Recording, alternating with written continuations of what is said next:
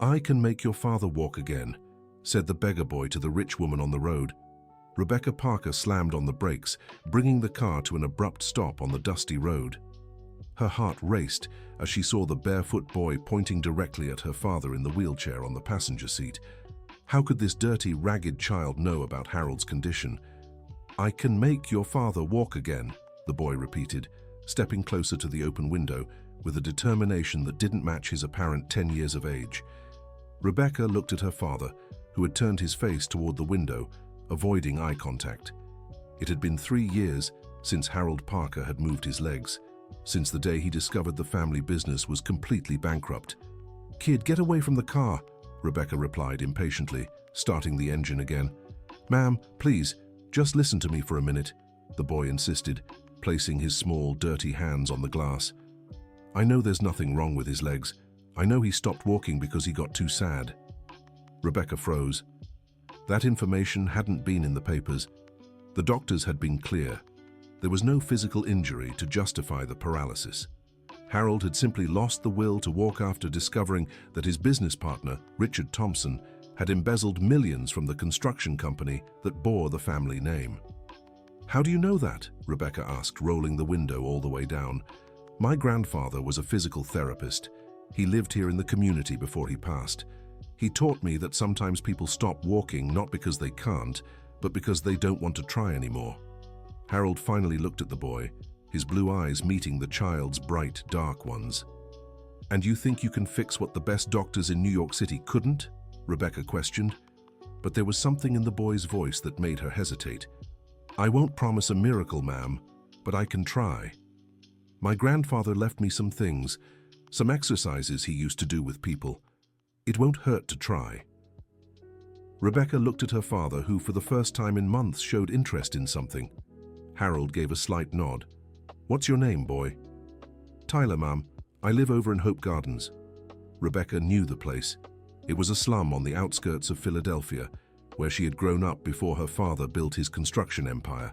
She hadn't set foot there in decades. "All right, Tyler.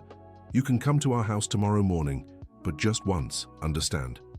The boy's face lit up with a smile that revealed a few missing teeth. "Thank you so much, ma'am. You'll see. It'll work." The next day, Rebecca waited in the living room of the mansion when the maid, Margaret, came to inform her that there was a boy at the back door. "Mrs. Parker, there's a dirty child asking to come in. I told him you don't receive beggars." "Let him in, Margaret. It's the boy we talked about yesterday." Margaret returned a few minutes later with Tyler, who carried an old cloth bag and seemed even smaller inside the luxurious house. "Good morning, Mrs. Parker. I brought my grandfather's things," Tyler said, lifting the bag. "What kind of things?" Tyler opened the bag and began pulling out strange objects, pieces of wood, ropes, some rubber balls, and what looked like an old notebook. "These are the tools my grandfather used. He said you didn't need expensive things to help people." Rebecca led Tyler to her father's ground floor bedroom, which had been adapted after the accident. Harold was in bed, staring at the ceiling. "Dad, Tyler is here to do the exercises." "Good morning, Mr. Parker," Tyler greeted respectfully. "Are you ready to begin?" Harold turned to look at the boy, and something in his eyes changed. Maybe it was the simplicity or the sincerity, but he nodded in agreement. Tyler began by explaining simple breathing exercises, then moved on to arm movements. He spoke with remarkable ease for someone so young. "My grandpa always said that when we get too sad, we forget we have a body. Then the body forgets how to work too." For 2 hours, Tyler guided Harold through gentle movements, massaging his legs with techniques that seemed learned from watching an experienced professional. "I felt a tingling," Harold whispered, the first words he'd spoken in days. "That's good, Mr. Harold. It means you're waking up." When the session ended, Rebecca walked Tyler to the door. "Tyler, where exactly do you live?" "On the street, ma'am. I live with other boys under the overpass." Rebecca's chest tightened. This boy, who had brought the first hope to her father in 3 years, was living on the streets. "And your family?" "I don't have any left, ma'am. My mom passed when I was 6. That's when I went to live with my grandpa. He taught me everything I know, but he passed last year." The constant use of the word passed instead of died struck Rebecca in an inexplicable way. "Can you come back tomorrow?" "Of course, Mrs. Rebecca, I'll take good care of your dad." Dear listener, if you're enjoying the story, don't forget to like and especially subscribe to the channel. It helps us a lot as we're just starting out. Now, continuing. In the following weeks, Tyler began visiting the mansion daily. He always arrived at the same time carrying his bag of improvised tools. Margaret, initially resistant, started leaving snacks in the kitchen for the boy.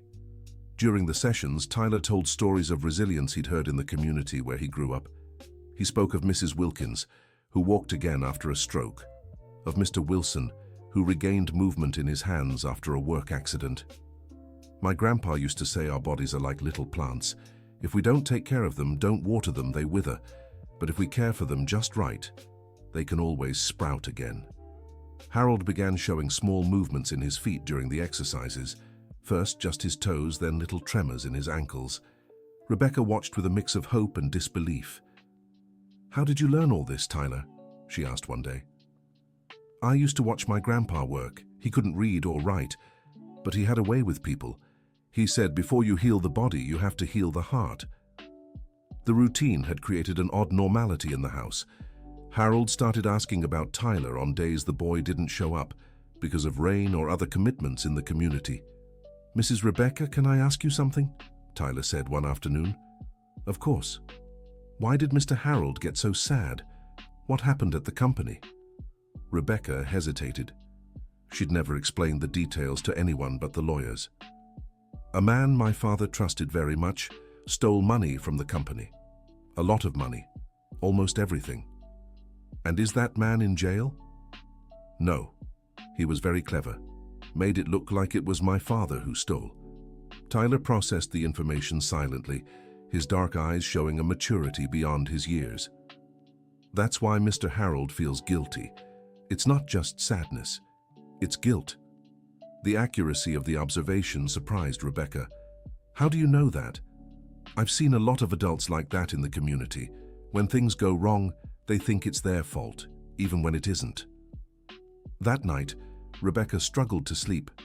Tyler's simple words had touched something she couldn't name. Maybe she carried guilt too, for not realizing sooner what Richard had been doing.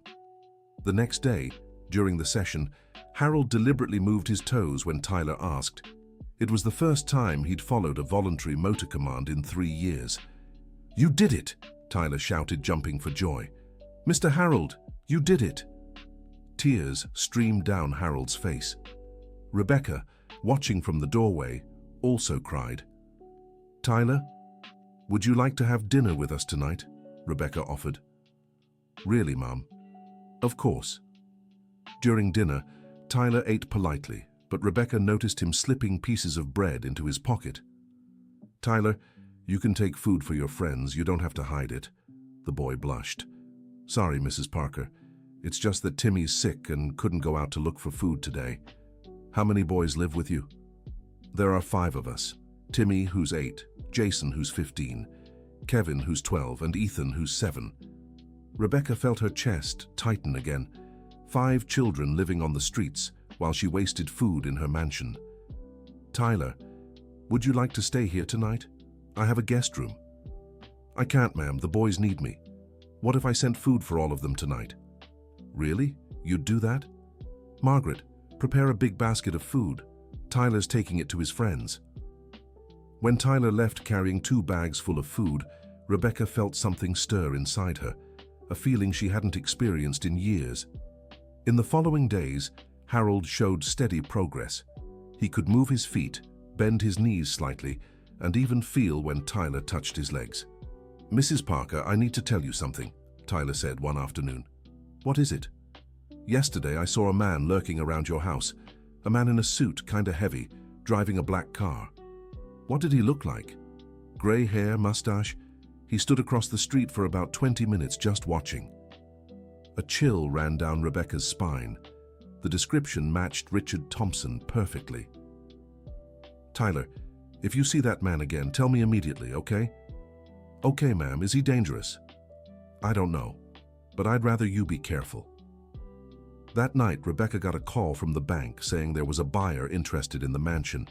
The offer was ridiculously low, but the manager insisted it was the only viable option given the family's debts. "Who's the buyer?" Rebecca asked. "A businessman named Richard Thompson. He said he knows the family and wants to help."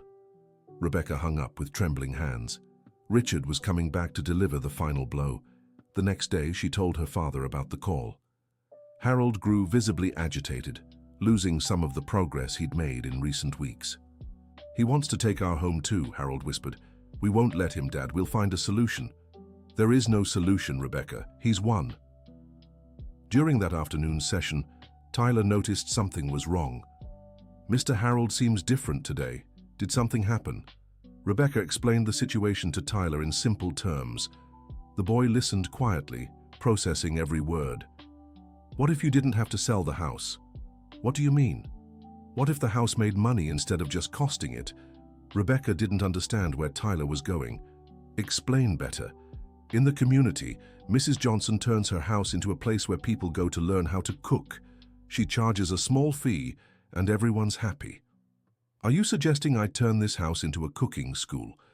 "No, I'm suggesting you turn it into a place where people like Mr. Harold can come to do their exercises." The idea was so simple, Rebecca almost laughed. But the more she thought about it, the more sense it made. "Tyler, do you really think this would work?" "I'm sure. I know lots of people in the community who need help like your dad. People who can't afford expensive doctors but could pay a smaller amount." That night, Rebecca lay awake thinking about Tyler's proposal. When she finally fell asleep, she dreamed of the mansion filled with people recovering, laughing, living. But the next day, reality came knocking, literally. Richard Thompson showed up in person to pay a visit. "Rebecca, my dear," Richard said with a fake smile when Margaret led him into the room. "How is your father?" "What do you want here, Richard?" "I came to make a generous offer. I know you're struggling financially." Richard placed an envelope on the coffee table. "This is my offer for the mansion. It's less than it's worth, but considering the circumstances..." Rebecca opened the envelope. The amount offered would barely cover half the debts. "This is a joke, Richard." "It's reality, my dear. You have no choice." "Yes, we do. We're not selling." Richard stood up, losing his polite composure. "Rebecca, you don't understand the situation.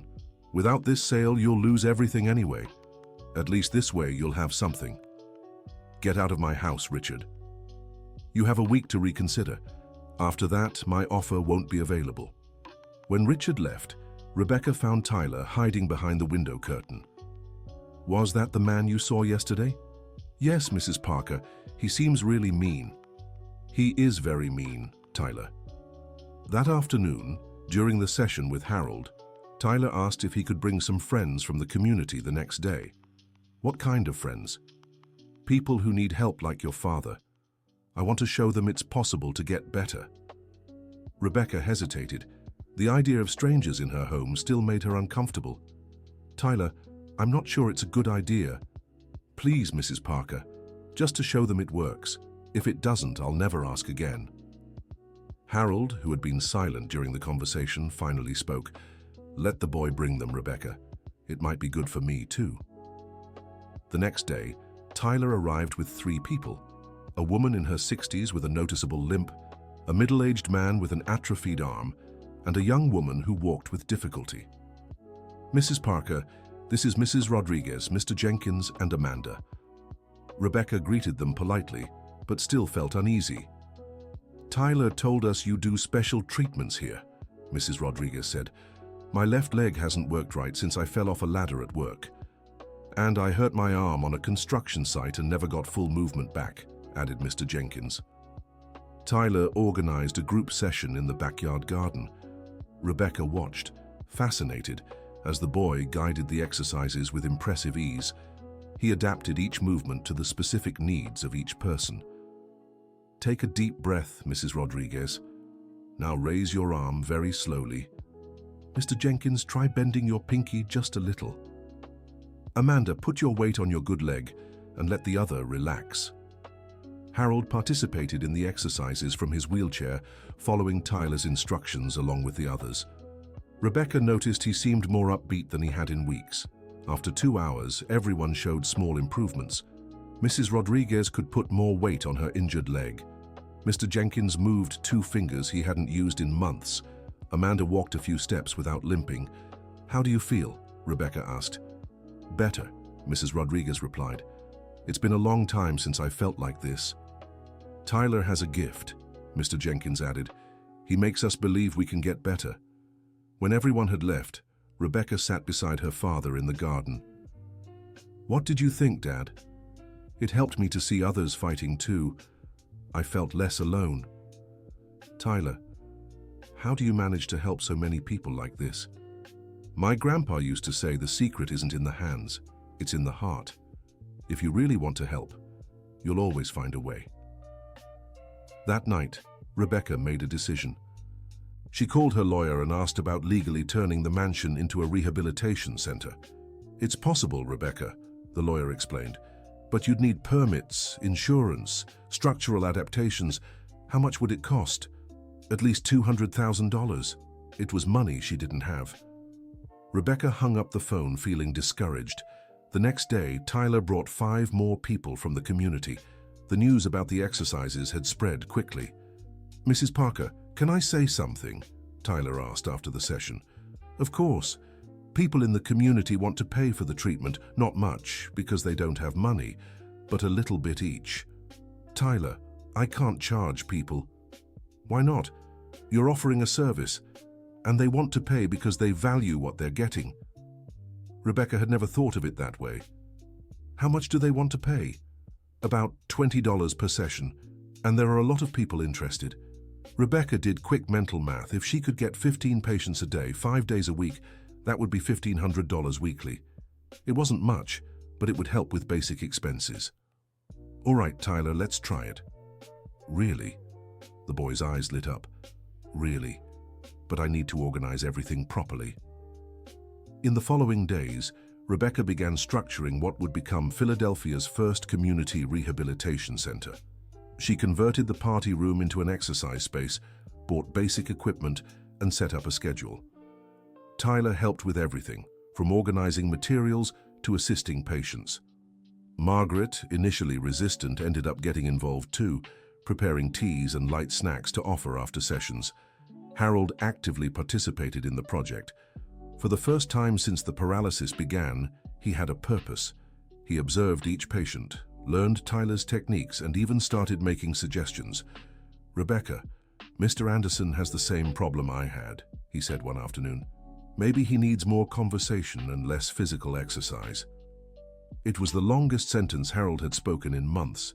Dear listener, if you're enjoying the story, take a moment to like and especially subscribe to the channel. It helps us a lot as we're just starting out. Now, continuing. After a month in operation, the center had a waiting list of 30 people. The patients' improvements were visible, and word of mouth had spread the fame of the miracle boy throughout the region. Rebecca was starting to believe she might save the mansion when Richard Thompson reappeared. "I see you've turned your home into some kind of community clinic," he said, watching the activity in the garden. "I've turned it into a legitimate business," Rebecca replied. "A business?" Richard laughed. "Rebecca, you don't have a license to operate a clinic. Do you know what could happen if someone gets hurt here? People come of their own free will. That doesn't matter legally, and besides, you still owe the money your father stole from our company. My father didn't steal anything, and you know it. Prove it. In the meantime, you have 72 hours to accept my offer, or I'll take legal action." "What kind of action?" "I can report your illegal clinic to the health department. I can file a lawsuit that will seize all your assets. I can make your life hell, Rebecca." When Richard left, Rebecca felt as if the ground had disappeared beneath her feet. She had poured all her hopes into the rehabilitation center, but now she realized she'd built a house of cards. That night, she talked to her father about the situation. "Maybe Richard is right, Dad. Maybe we should accept his offer." "No," Harold said with a firmness Rebecca hadn't heard in years. "We're not giving our home to that scoundrel." "But Dad, if he reports the center, then we'll make the center legal." "With what money?" Harold fell silent for a few minutes. Rebecca, I'm going to tell you something I've never told anyone. Rebecca moved closer to her father's chair. Richard didn't just steal the company's money. He also forged documents to make it look like I was the one who embezzled the funds. How do you know that? Because I have copies of the original documents. I hid them in a bank account Richard doesn't know about. Dad, why didn't you ever tell me this? Because I was ashamed of trusting him, ashamed of letting our family get to this point. But with these documents, we can prove your innocence. We can, and we can also sue Richard for forgery and embezzlement. Rebecca felt a mix of relief and anger. Why didn't you do this before? Because I gave up fighting. But now, seeing you taking care of so many people, seeing Tyler bringing hope into our home, now I want to fight again. The next day, Rebecca scheduled a meeting with the lawyer to plan their legal strategy. But when she arrived at the office, she found Richard had gotten there first. "Good afternoon, Rebecca," Richard greeted with a cynical smile. "Dr. Bennett was just telling me about your plans to sue former clients." The lawyer looked uncomfortable.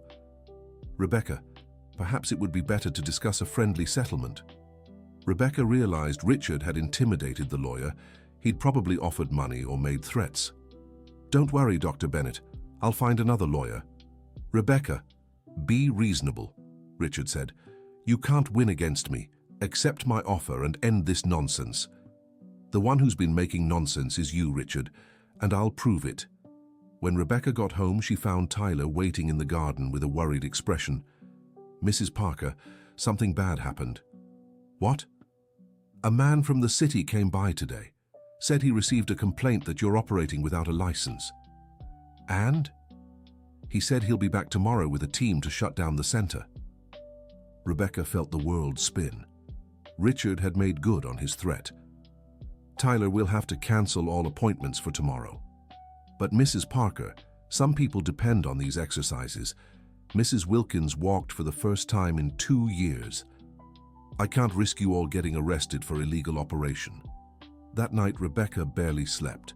She woke up several times thinking about all the patients who would suffer from the center's closure. In the morning, she found Tyler already in the garden, setting up the exercise equipment. "Tyler, I told you to cancel the appointments." "I did, Mrs. Parker, but I thought of something." "What?" "What if today we didn't charge anything?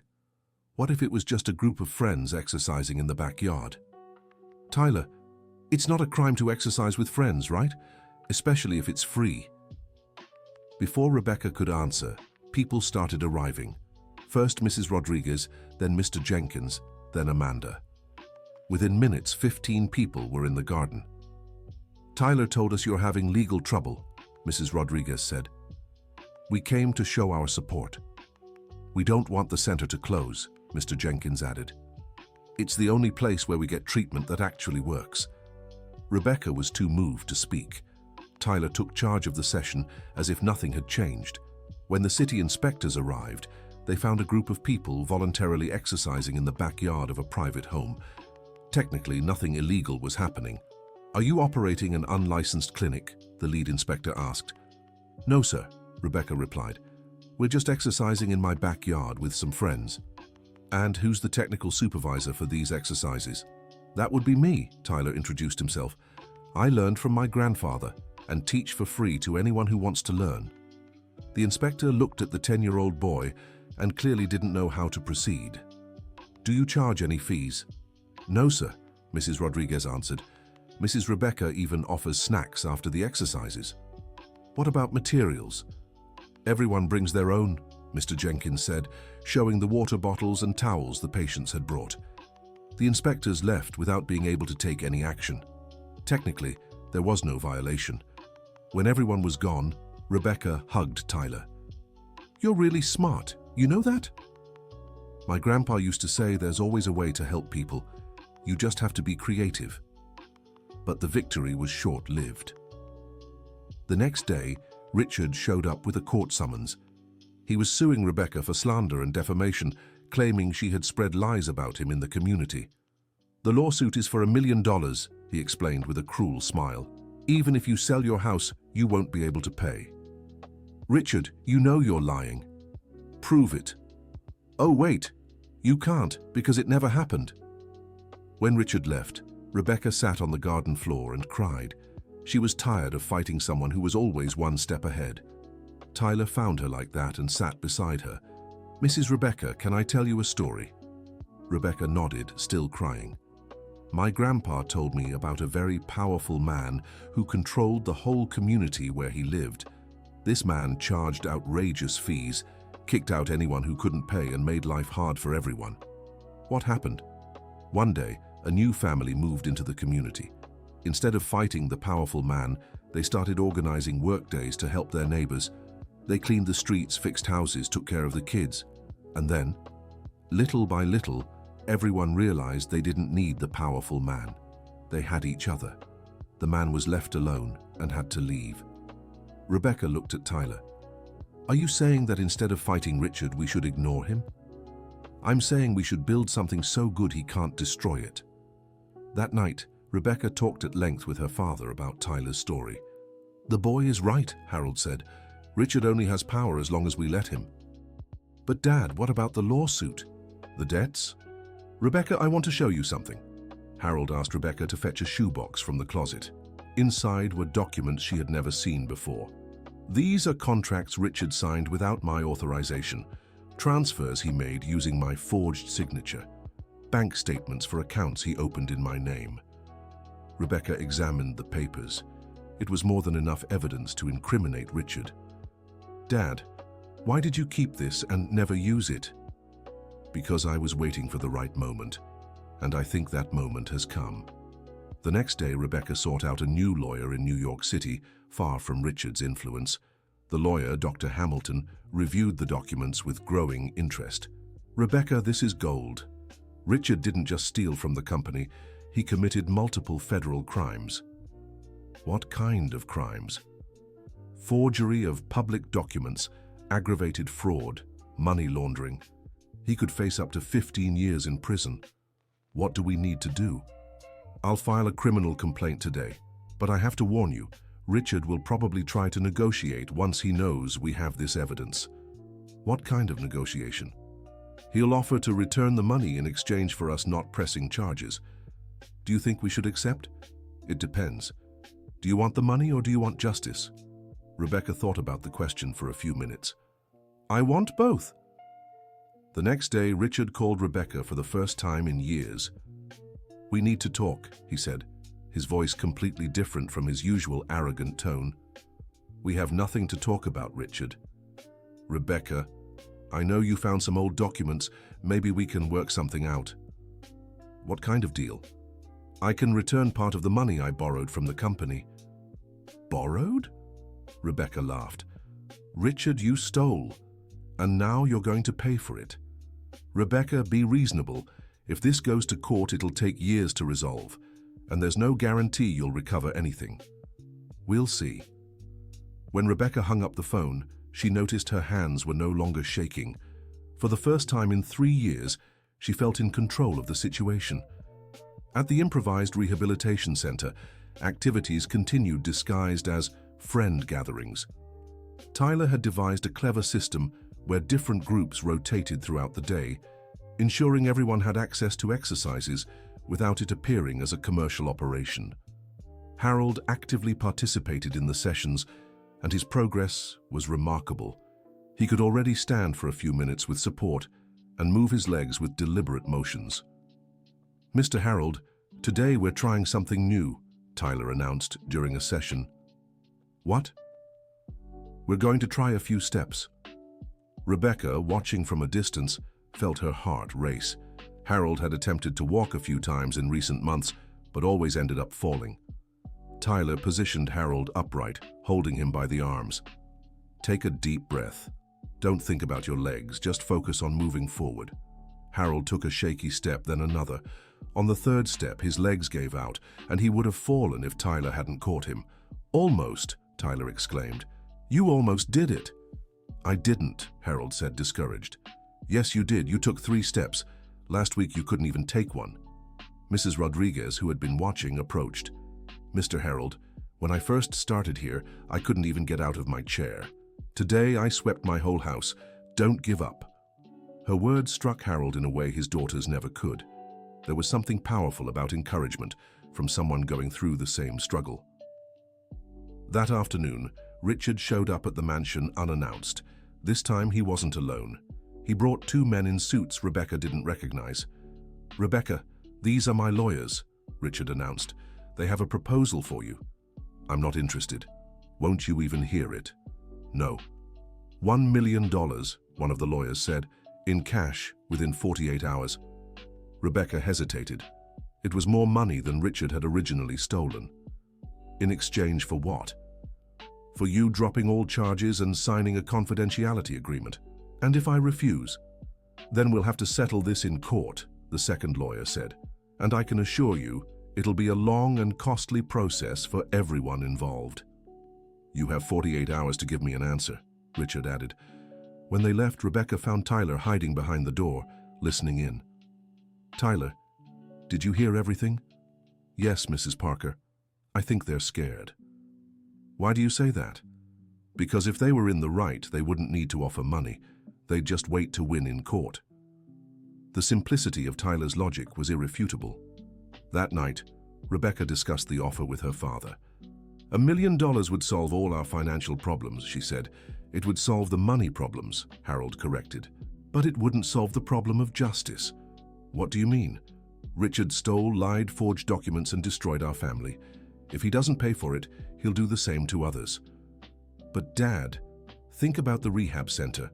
With $1 million, we could make it official.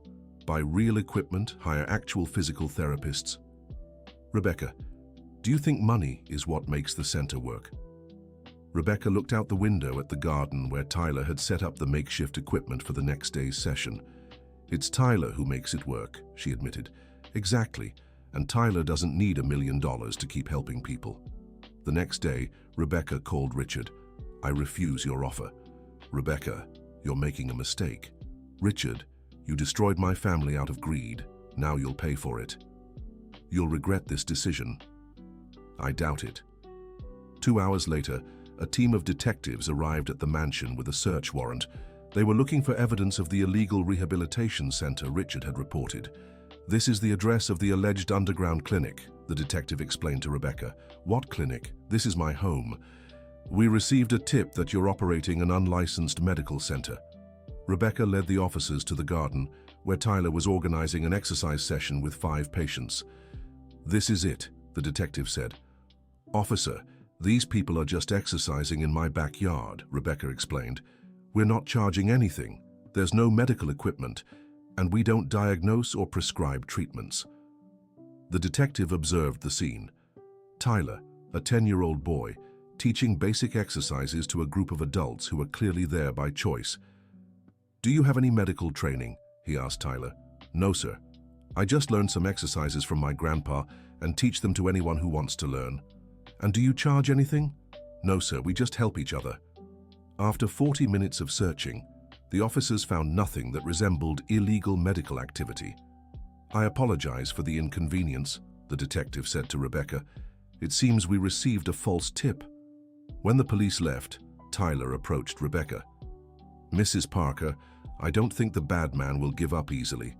"I know, Tyler. But we won't either." "What if he tries to hurt the people who come here?" "He won't succeed. We're doing everything right." But that same afternoon, Rebecca got a call that worried her. It was Mrs. Rodriguez crying. "Mrs. Parker, you need to know something." "What happened, Mrs. Rodriguez?" "A man came to my house today. He said if I kept coming here, he'd make sure I lost my job." "How did he know where you work?" "I don't know, but he knew everything about me.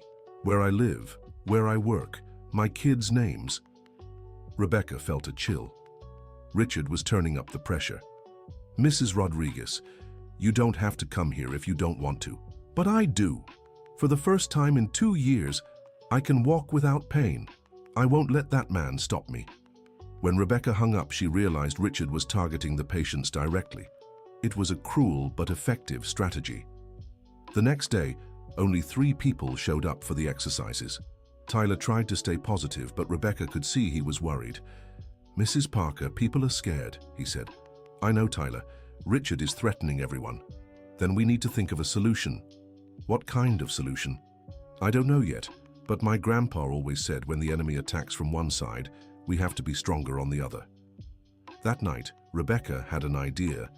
If Richard was intimidating patients individually, maybe the solution was to unite them collectively. The next day, she asked Tyler to arrange a meeting with all the patients who visited the center. "I'll tell everyone what's happening," she explained. "If they know the truth, maybe they won't be as afraid." Dear listener, if you're enjoying the story, please take a moment to like and subscribe to the channel. It helps us a lot as we're just starting out. Now, continuing. At the meeting, held in the local church hall, Rebecca explained the whole situation. She told them about Richard's theft, the threats, and the lawsuit. "You have every right to be afraid," she said. "Richard is a powerful and dangerous man. If you want to stop coming to the center, I completely understand." Mrs. Rodriguez stood up. "Mrs. Parker, I've worked in a factory for 30 years. I've seen plenty of powerful men try to intimidate workers. But one thing I've learned, they're only strong when we're alone." Mr. Jenkins also rose. "I agree with Mrs. Rodriguez. This Richard might threaten one of us, but he can't threaten all of us at once." Amanda, the young woman who had improved so much in recent months, spoke up too. "You saved my life. I couldn't work because of the pain in my legs. Now I can support my kids again. I won't abandon you." One by one, everyone present voiced their support for the center. Rebecca was too moved to speak. "Then it's settled," Mrs. Rodriguez said. "We'll keep going to the exercises. And if this Richard wants to threaten someone, he'll have to threaten all of us." The meeting ended with an agreement. Patients would go in groups, always accompanied by neighbors and family. If Richard tried to intimidate anyone, everyone else would be alerted immediately. The next day, instead of 3 people, 40 showed up at the mansion. Many were relatives and friends of the patients who came just to show support. Tyler organized a group session in the garden. There wasn't enough space for everyone to exercise, but the crowd sent a clear message. The community was united. Richard appeared during the session, but when he saw the crowd in the garden, he didn't even get out of his car. He watched from a distance for a few minutes, then drove away. "He got the message," Harold remarked, watching from the window. "What message?" "That he's not fighting just our family anymore. He's fighting an entire community." In the following days, support for the center grew surprisingly fast. Local businesses started donating exercise supplies. A nursing school offered student volunteers to help with sessions. A retired physical therapist offered to teach Tyler more advanced techniques.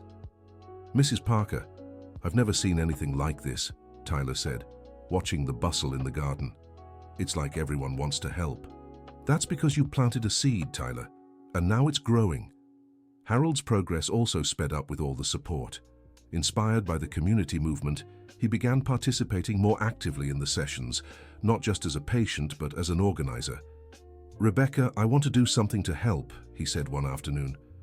"What do you have in mind?" "I want to tell people my story, explain how I got here and how I'm finding my way out."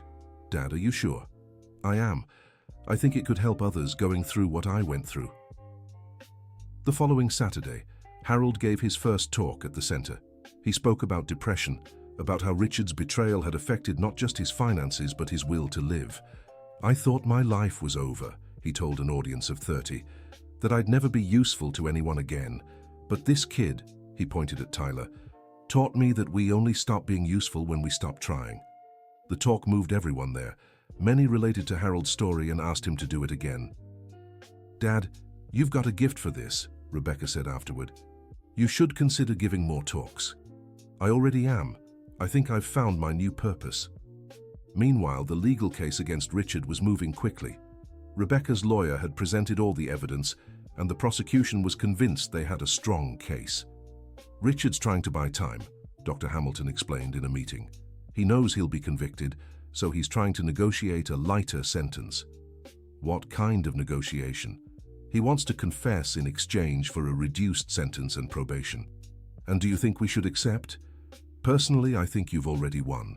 Richard will have to return all the money, pay heavy fines, and still end up with a criminal record. His life as a businessman is over." Rebecca considered the proposal. Justice didn't necessarily mean revenge. "I'll talk to my father and give you an answer." That night, Rebecca and Harold discussed the agreement at length. "What do you think, Dad?" "I think Richard has already lost everything that mattered to him. His power, reputation, the company. Putting him in jail won't change anything for us."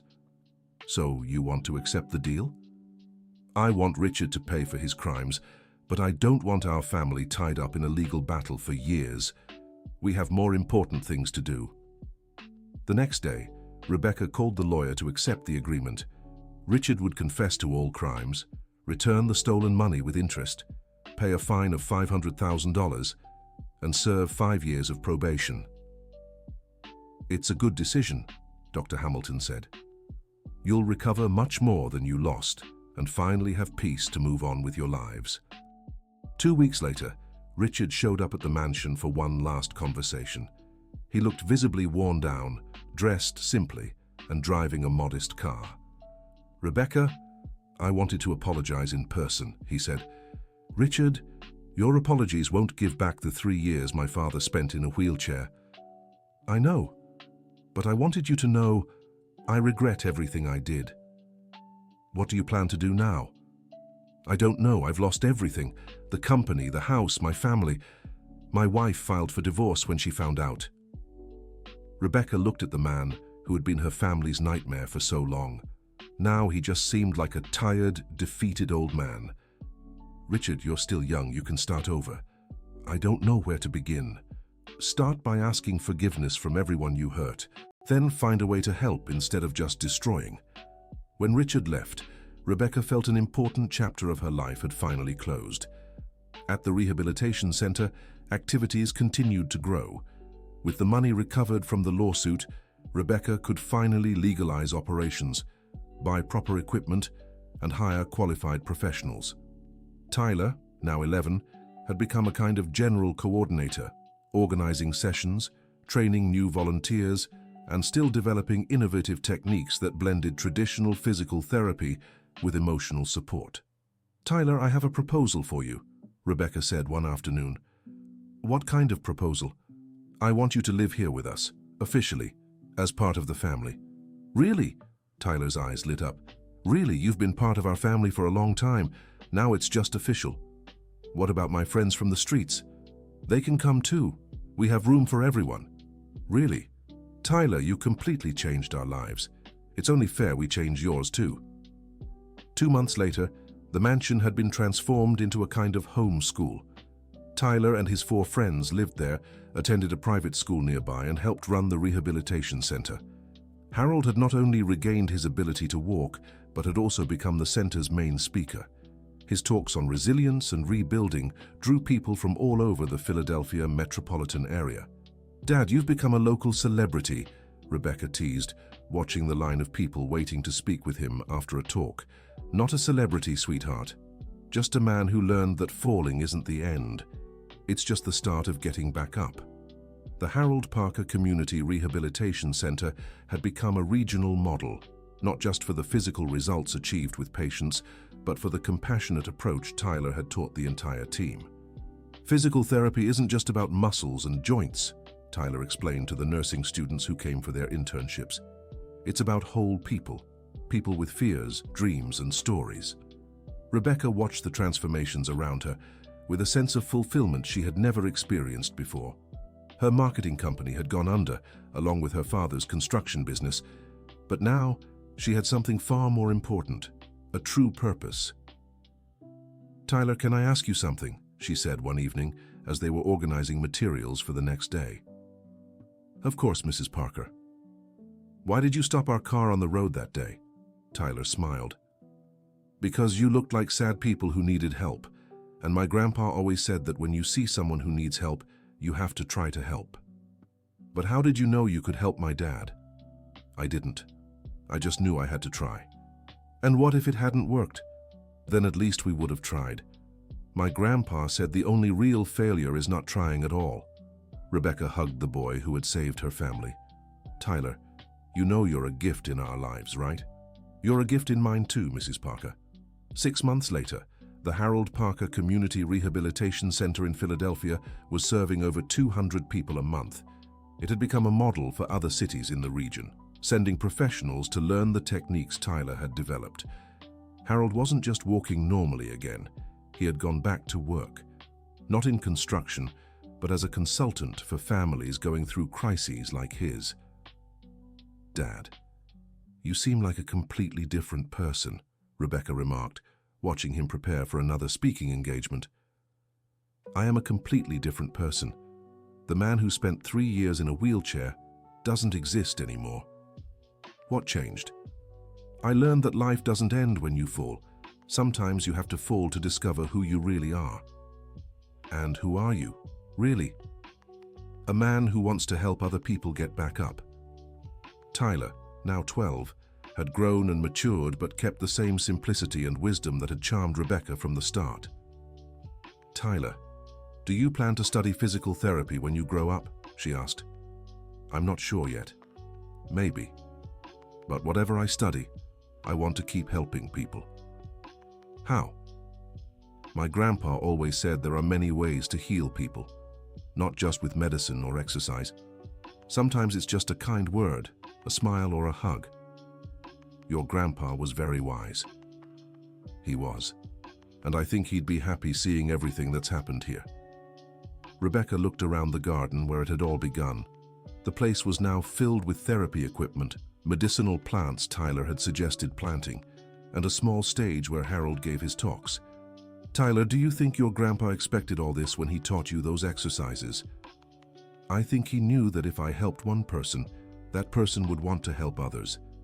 And then it would grow. Like a seed." "Exactly. My grandpa planted a seed in me. I planted a seed in your dad. Your dad planted seeds in others. And now there's a whole garden." That night, Rebecca had trouble sleeping. Not from worry, but from excitement about all their future plans. The center was growing, new partnerships were forming every day, and there were proposals to open branches in other cities. But in the middle of the night, she was awakened by a strange noise from the garden. Concerned, she got up and looked out the window. It was Harold walking alone under the moonlight. No wheelchair, no cane, just walking slowly, as if reflecting on the journey behind him. Rebecca went down and joined him. "Dad, what are you doing up?" "I couldn't sleep. I keep thinking about how much my life has changed." "In what sense?" "A year ago, I thought my life was over. Nothing made sense to me. Now, I wake up every day excited to see who I can help." "Is that a good feeling?" "It's the best feeling in the world, Rebecca. I've learned that life only has meaning when we're making a difference in other people's lives." "Did Tyler teach you that?" "Tyler taught me many things, but the most important is that we can always start over. No matter our age, no matter what happened before, there's always a way to begin again." Father and daughter walked in silence through the garden that had become a symbol of renewal for the entire community. "Rebecca, can I tell you a secret?" Harold said when they stopped near the spot where Tyler had held his first exercise session. "Of course. The day Tyler appeared on the road, I was thinking of giving up on everything. I couldn't see any reason to keep living." "Dad, let me finish. When that boy said he could make me walk again, it wasn't the promise of walking that gave me hope. It was seeing that there were still people in the world willing to help strangers without asking for anything in return. And now? Now I know the world is full of people like Tyler. Good people, ready to help. We just need to pay attention to see them." The next day, Rebecca woke up with a decision made. She called a local journalist who had shown interest in doing a story about the center. "I want to tell our story," she said. "All of it. From the day Richard stole our company to the day Tyler found us on the road." "Why now?" "Because maybe our story can inspire other families going through hard times. Maybe it can show there's always a way out." The article was published on a Sunday and had a much bigger impact than Rebecca expected. The phone didn't stop ringing all week. People from all over the country wanted to know how to replicate the center's model in their cities. "Mrs. Parker, there's a man here who wants to speak with you," Margaret announced one morning. "Who is it?" "He said his name is Richard and that you know him." Rebecca was surprised. Richard had shown up unannounced after months without any contact. "Send him in." Richard entered Rebecca's makeshift office with a completely different demeanor, humbler, simpler.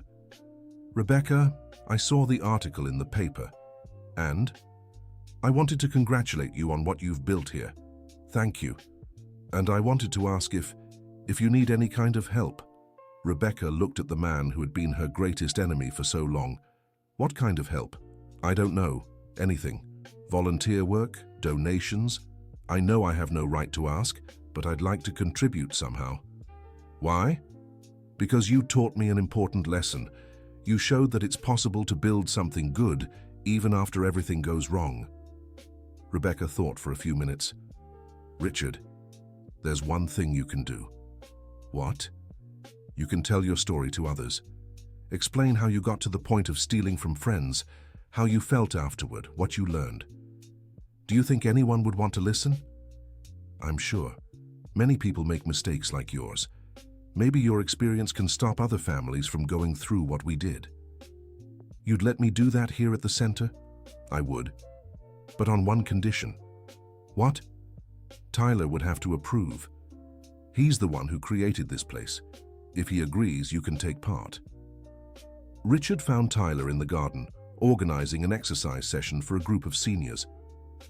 "Tyler, can I talk to you?" "Of course, sir." "I'm Richard, the man who caused trouble for Mrs. Parker's family."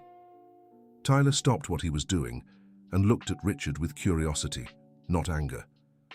"I know who you are. I wanted to apologize for what I did. And I wanted to ask if I can help you in some way." "What kind of help?" "I can tell my story to others to show how things can go wrong when we make bad choices." Tyler thought for a few minutes. "My grandfather always said everyone deserves a second chance, but only if they truly want to change. I want to change, Tyler. I want to do something good for the rest of my life." "All right then, you can help." "Even after everything I did?" "My grandfather also said it doesn't matter where we started. It matters where we want to go." 3 months later, Richard had become one of the most requested speakers at the center. His presentation on how not to be a corrupt businessman attracted professionals from all over the region. "It's strange to see Richard helping people," Rebecca remarked to Tyler after one of the talks. "Why strange?" "Because he was our enemy. My grandfather said there's no enemy who can't become a friend. Someone just has to give the first chance." "And you're not angry at him for what he did to my family?" "No. Anger only hurts the one who feels it. Besides, if he hadn't done what he did, you'd never have stopped on that road, and I'd never have met you."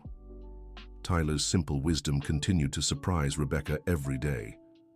"Tyler, how do you always see the good in everything?" "My grandfather taught me that every bad situation brings something good with it. You just have to look for it." "And what was the good thing that came from my family's bad situation?" "You discovered you're stronger than you thought, and you've helped hundreds of people, and you gained a new family," he smiled, referring to himself and the other boys. Rebecca hugged Tyler, as she did every day. "You know you're the greatest gift I've ever received, right? You're a gift in my life too, all of you are." A year after the center opened, the Philadelphia city government invited Rebecca to a meeting about turning the project into an official city program. "We want to replicate your model in other neighborhoods," the health secretary explained, "with city support, funding, and a technical team." "It's an interesting proposal," Rebecca replied, "but I have some conditions." "What are they?" "First, Tyler has to be the educational coordinator for all the centers. Second, the focus must always be on humanizing care, not just physical results. Third, local communities must actively participate in management." "We agree to everything. When can we start?" "As soon as Tyler approves." When Rebecca told Tyler about the city's proposal, he grew thoughtful. "Mrs. Parker, what do you think?" "I think it's an opportunity to help many more people." "But if it becomes too big, won't it lose the family-like feel we have here?" "It doesn't have to. It depends on how we organize it. And if it doesn't work, then we try another way. Didn't your grandfather say the important thing is to try?" Tyler smiled. "He did, so let's try." 6 months later, Philadelphia had 5 community rehabilitation centers operating. Each maintained the philosophy developed by Tyler, but adapted to the specific needs of each neighborhood. Harold had become a kind of ambassador for the project, traveling to cities in the region to teach other families about the process of overcoming adversity. "Dad, don't you get tired of traveling so much?" Rebecca asked. "Rebecca, after 3 years stuck in a wheelchair, any movement is a blessing. And do you like telling your story?" "I do, because I see our experience can help others. Every family that manages to rebuild makes everything we went through worth it." Tyler, now 13, divided his time between studies, coordinating the centers, and developing new therapeutic techniques. She had become a bit of a local celebrity, but remained as humble as ever. "Tyler, doesn't all this attention bother you?" Rebecca asked after a television interview. "Not at all. My grandfather used to say that if we have the chance to spread good things, we should take it. And what if it all ends one day? Then we start over. The important thing is never to stop trying to help people."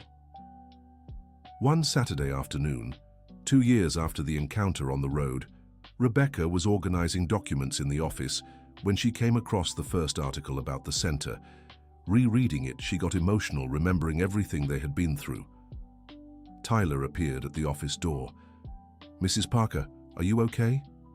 "I'm just thinking about how it all began." "Want to hear something?" "Of course." "The day I stopped you on the road, I didn't know if it would work out." "Really? Really? I just knew I had to try. My grandfather always said sometimes we don't need to know the ending of the story. We just have to start the first chapter." "And do you think this story has reached its ending?" "I don't think so. I think we're still at the beginning." Rebecca looked out the window at the garden where it had all started. Now there was a sign at the entrance that read, "Harold Parker Community Rehabilitation Center, where healing begins in the heart." "Tyler, can I ask you one last question?" "Go ahead." "If you could go back in time, would you change anything?" Tyler thought for a few minutes.